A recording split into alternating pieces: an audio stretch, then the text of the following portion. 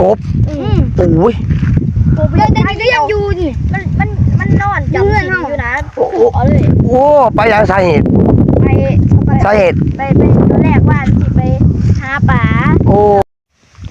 ปลากะอยากไปเพราะปลาครับพี่น้องเขา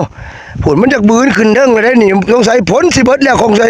เนาะขอบฟ้ากับพุ่นขอบฟ้าก็เริ่มเป็นแนวใหม่อยู่พุ่นขอบฟ้าก็เริ่มสิแจ้งออกเลยเพราะว่ามัน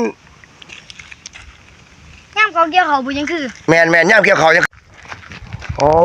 ครับตรงไปเลี้ยวขวาครับผมว่านี่เขามาแค่กับยี2คนเลี้ยวขวาไปหันเด้อเพิ่นว่าเลี้ยวขวาไปหันเลี้ยวขวาไปหันเพิ่นว่าเนี่ยว่านี่เขาไปสวนตามนะแม่นย่ำเกี่ยวเขาทั้งคือเพิ่นว่าแม่ความเพิ่นเลย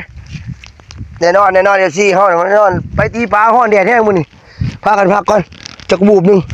คุณเอาเส้นทางเฮากับพุ่นละมองบักลายพุ่นละมองบักลายพู้นหุ่นบักลายคือมีอยู่แล้วก็เลี้ยวเลยบาดใส่บอก FC คุณลงไปเลี้ยวขวาโอ้ว่าจะไปตีเบ็ดครับพี่น้องเขาปูมันฮ้อนแห้งฮ้อนร้ายขนาดเลยนักล่าปลาเรา